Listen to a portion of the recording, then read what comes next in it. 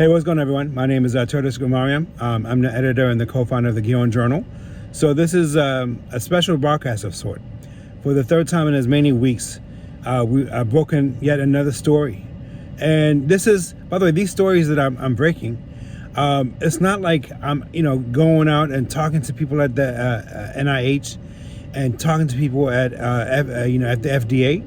These are all information that they're putting out there, but they're burying them amongst all kinds of information. So it just becomes, gets lost in the shuffle. So I'm just connecting dots, right? So the dot that got connected yesterday, by the way, I'm not even going to take credit for this. I wrote an article yesterday about the FDA's long and really criminal record of siding with industry. Instead of a regulating industry, they keep siding with them. They have a very incestuous relationship with the likes of Pfizer, Johnson & Johnson, Merck. People that work at Pfizer end up jumping ship and going to industry. It's very similar to where I used to work at Booz Allen Hamilton back in the day. So there was a lot of an incestuous relationship between government and Booz Allen, between DOD and defense consulting companies, right? So I saw that firsthand. But FDA probably takes the cake. And something else that they do is they keep citing, they keep pushing drugs and pharmaceuticals to market, without really doing a full cost benefit analysis, without doing a full assessment of the risks, and then these medical products are on the market for 5-10 years at a time, and then they get pulled, and then the consequence for these drug makers is a fine, right? Just think about this. The likes of Johnson & Johnson, Pfizer, Merck, they're able to push out shoddy products. They kill, hundreds, sometimes thousands, sometimes tens of thousands of people. And then they get a $1 billion fine here or there, right? After they make tens of billions, or in some cases, hundreds of billions of dollars. I mean, if the worst case scenario is you get a $1 billion fine and you're able to make $99 billion, what the rational thing is for greed to win out. So this is the standard of the FDA. They've done this plenty of times. In fact, in the article that I just published yesterday, I gave 5 examples out of literally there's maybe hundreds of drugs that they approved only to pull back afterwards, right? And a lot of them were deadly. So these COVID-19 quote-unquote vaccines are just following that trend. It was not a big development when they approved it. What I did not realize, though, is that they did not approve it. Somebody pointed out to me, one of the readers of the Guion Journal, they said, look at the statement, and they highlighted the sections, right? This is why I love the Guion Journal, by the way. As much as I love to write and do research, there's also people that are like readers and people that feel invested in the Guion Journal, and they let me know, right? So it's like I have a pro bono staff of expert researchers. In fact, the article about the big pharma white hats, that was based. A lot of that research was also based from basically these volunteers that we have. So where CNN pays their experts to lie, we pay our experts nothing, but they do it because they love justice and they love what we're doing. And so the parts that they highlighted it basically notes that the vaccines are basically reauthorized. The Pfizer vaccine is reauthorized. Now, what I didn't realize even at that time is that there's now another brand within, BioNTech has a brand as well. They're going to offshoot that. It's the same product, by the way. And they're going to call it, I believe it's called Comitity, something like that. So that's the new brand that they're going to, inject people with. But they're not going to, right? Because they're going to deplete Pfizer's brand, which is still the existing one. So Pfizer's brand is still under emergency use authorization. That has not been approved. What they hypothetically approved is this new hypothetical brand that is not even really here yet, right? And it's based on that mainstream media saying Pfizer's been approved. It hasn't. It's a straight out lie. Pfizer's brand is still under emergency use authorization. And based on how you read it, and the way I read it is that the whole thing is still under EAU. So you can't be two things at once.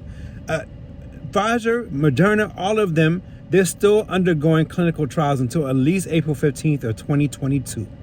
right? So at least until next year, and potentially up until 2023. So how can you fully approve something that is still in clinical trial, right? So they did not approve it.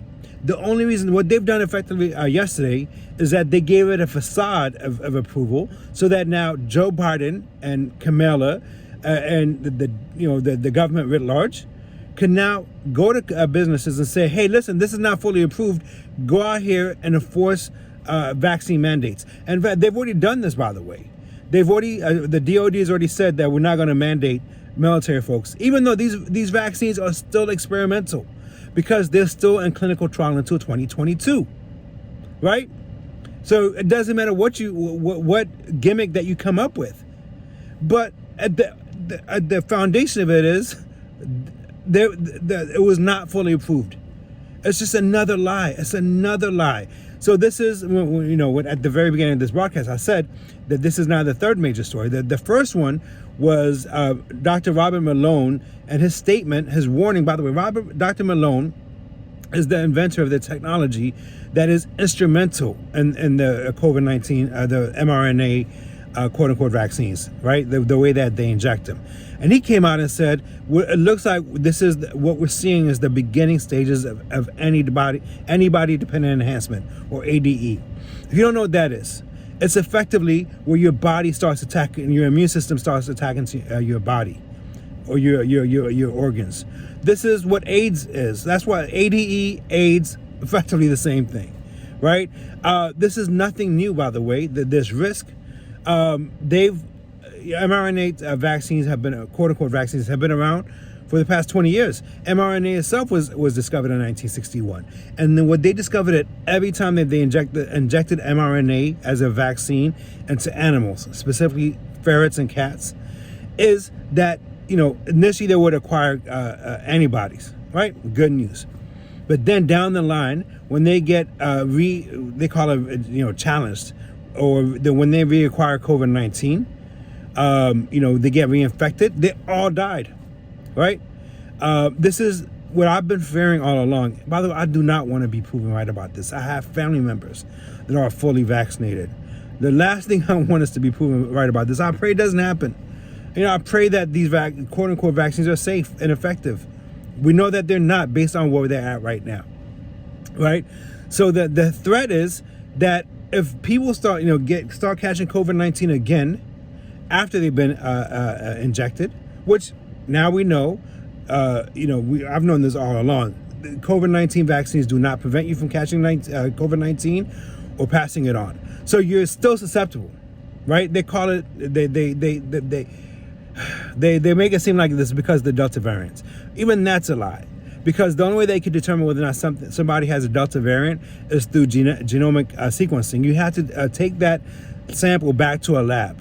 The vast majority of people that are getting, catching COVID-19 and then being tested, they're using the nasal swabs, the PCR methodology.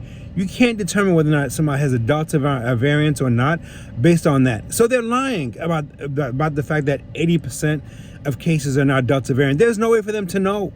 They're not doing the tests. Like, it's just lie after lie after lie, right?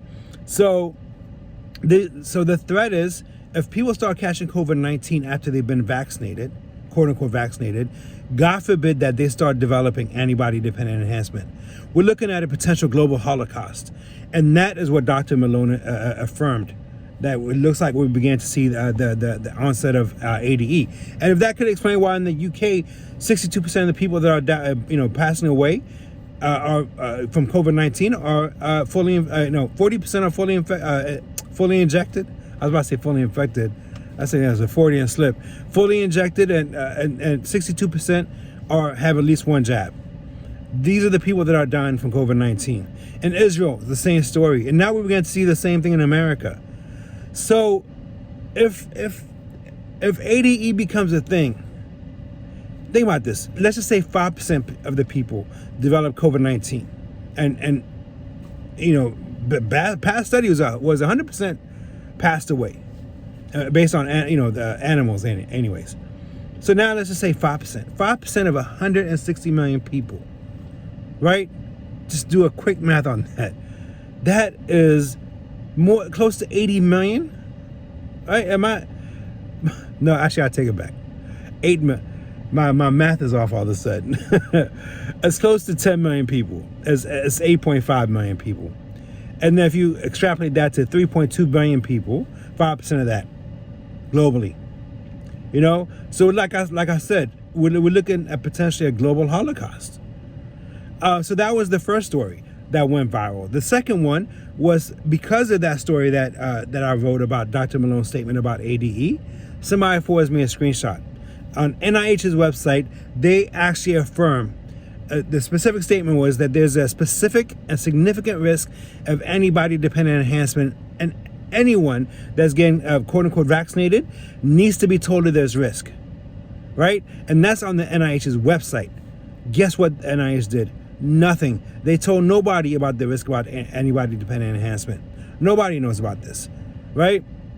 The few people that do is just because they do research on their own. It's not because they're being told by politicians. It's not because they're being told by mainstream media. And it's not because they're being told by doctors. What this gets at is a violation of the Nuremberg codes. This is what Nazi doctors were hung for, because they informed consent. You should not be have medical procedures done upon you unless you know the full risks and the full benefits. And what they've been doing, politicians, media personalities, medical professionals with blue check marks, we'll call them the establishment. What they've been doing is hyping the benefits, which are almost non-existent, really, to be honest with you. I know that they say that it reduces the likelihood of you developing severe COVID and dying, but when you consider that 99.34% of the people recover from COVID-19, so we're only talking about 0.66% that are susceptible. This is, by the way, this is what goes to relative risk reduction versus absolute risk reduction, right? What they're doing, by the way, when I interviewed Dr. Urso, the way that he explained it to me is, if you and I both play lotteries, you play 5 lottery tickets and I play 1. You have a 5 times better chance of winning the lottery ticket, hypothetically, than I do, right? So your relative risk, or in that case, the relative benefit, is you have 5 times greater benefit. And you could say that you have an 80% more chance. That quote-unquote efficacy of you winning the lottery is 80% greater, right? But if you actually pull back and say, well, what's the likelihood that anybody, whether they play 1, 5, or 100, will actually win the lottery? It's almost 0. That's the absolute risk, right? Because now you're looking at the wider ramifications. So what Pfizer did is when they say 95% effective, they're looking at the small subset of people that are at risk, and then they say based on this, we can reduce, right? It reduces the likelihood of death. But even that, Pfizer, you have to understand, Pfizer, in 2009, they were assessed the largest fine in the history of humanity at that time for medical fraud. So you can't trust these people. Like if there's a child, a pedophile that comes inside your house, you don't trust him. I'm sorry. Like if I have a child, I'm gonna always be leery. That's the cost of hurting kids. You're gonna have that stigma, that stain on you for the rest of your life. Some people think it's not. Well, he's reformed, then it's not fair. I don't care. You hurt a child, then you live with the consequences of it. And it's the same way. Merck has been hurting children, men and women, and everyone else for years, for decades. And they've been lying about it. So I'm not going to give them any benefit of the doubt. So that was the second story. Now we have this story. This story where now this is the whole of the establishment. Government, media, medical professionals, opinion leaders, all jumping on board and saying these vaccines have not been approved. And they're lying. They're willfully ignorant or willingly, just maliciously, malicious liars with an agenda, because they're not fully approved. They're not approved at all. They're still under EAU. This hypothetical offshoot might, but I guarantee you the people that are going to be getting injected will be with Pfizer's brand, the ones under EAU to this day. This is WMD, the laws of WMD times a million. They're lying left and right. Then what goes to the question becomes, why are they lying to this level, right? Why is Biden reverting to the fascism of Hitler by basically saying that anyone that questions the vaccines are terrorists? Do you understand how nuts that is in America? Why are they saying that people of faith are potential terrorists? Why are they saying that people that question the election are, come on. Well, I thought we had free speech in America. Why? Why is de Blasio, I'm in New York right now, Queens, New York. Why is de Blasio reviving segregation? He's a segregationist. That's what he is. He's outsourcing segregation to businesses and to states and cities. This is what segregationists back in the 1950s and 60s said. States' rights and private businesses have a right to discriminate. This is what it's not really a shock. Joe Biden is a racist, so it's not a shock. He's just reverting to form. But de Blasio, just because he married a black woman does not mean anything. So did Thomas Jefferson had affairs with a black woman. But he was still a slave owner. Apparently, he thinks that he owns us. By the way, the majority, the largest group that's impacted, that are vaccine hesitant or hostile, rightfully so, by the way, are African Americans. So in New York, when he says you can't go to a restaurant, you can't use a gym, you can't go to a movie theater unless you've been vaccinated, this is backdoor segregation in America in the 21st century. I was out in Brooklyn yesterday, interviewed Mary and Rocco, an amazing couple that refused to comply with this vaccine mandate, aka segregation, medical segregation. Kudos to them, and people are flocking to them because there's what Rocco kept saying is courage is contagious. So be courageous and stand up to these bullies, and don't believe their lies. Don't believe their lies, right? Do your own research. I don't put my faith on my sleeve too much, but for me, there's for as much time as I spend researching stuff that I find, whether it's medical journals, talking, interviewing doctors, just not wiki, because that's just people that depend on Wikipedia for research. I'm sorry, that could change at a moment's whim. And it's mostly establishment driven. When Dr. Malone came out and said, hey, maybe you should think twice about getting the vaccines if you're healthy, they changed up his Wikipedia page. So Wikipedia is just propaganda. But there's you dig in, and even within propaganda, even within the propaganda of CNN, MSNBC, there's truth. All lies have a kernel of truth in it. So our job is to find that truth and then unravel the lies. So, all I can tell you is the same way that you don't have to dedicate, hours upon hours like I do. Some people say that's just, they don't know how I do what I do. I'm just, for me, I think it could be a good and a bad. When I find something that I'm passionate about, I go all in. And there's nothing that I'm more passionate about than justice. And I hate bullies. I cannot abide bullies. And we have a bunch of fascist bullies not trying to tell us what to do. But yeah, so do your own research. And if you have not got, I'm not going to tell you what not to do. But I would tell you, think twice. If this thing about antibody-dependent enhancement is true, like I said, there's a reason I brought up faith. I'm going to just end it with this. In Zechariah 13:8, if you're not a believer, it's cool. Just to pretend like this is a fairy tale. In Zechariah 13:8, it says 2/3 will be cut off and perish. 1/3 will survive therein. If you look at almost every poll, it says it's roughly 2/3 or 66% that are willing to get vaccinated, and 1/3 are saying hell no. And what they want to do, by the way, is cross that threshold for a lot of reasons. Part of it might be spiritual. As much as we believe in a God, they believe in their devil. These. By the way, I used to belong in a fraternity. If I could show you a brand, Hold on a second. Right? All right. See? So, that was me when I was it's called Omega Psi Phi. I'm not castigating them. I'm no longer in the fraternity actively. I have friends that are still. But that fraternity, all fraternities and sororities are rooted in Masonry, Masonic. Masonry is demonic.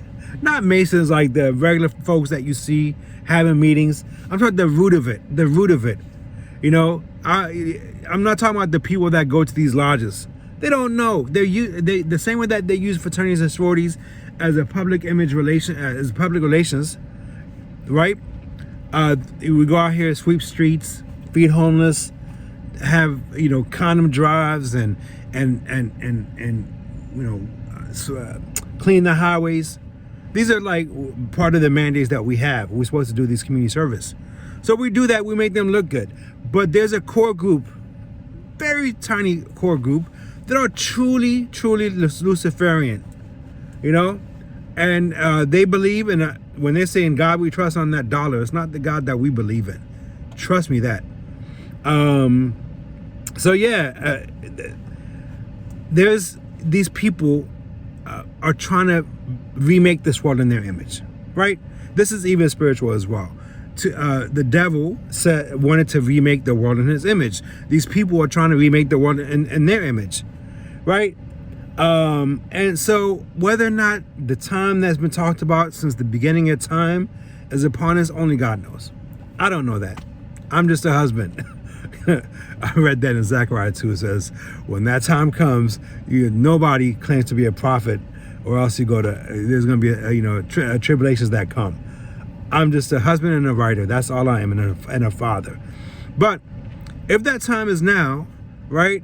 Trust me when I tell you, you do not want to be part of that 2/3 that will get jabbed. You might want to be part of the 1/3 that holds out. And that 1/3 will be tested, like it says. But on the other side of it is peace and harmony. And by the way, I know about this from personal experience. The video that I did, if you haven't checked it out yet, I did an hour testimony of what happened in 2015. By the way, I finally told that story. Part of the reason I became homeless was because I claimed credit, rightfully, by the way, for writing a part of Obama's speech in 2008 that got incorporated into the South Carolina Victory Speech. You go into just go to the website, GionJournal.com, GHION journal.com, and look up the article that says Jonah's Choice. And within that is an embed. It's a whole video. I told the whole story.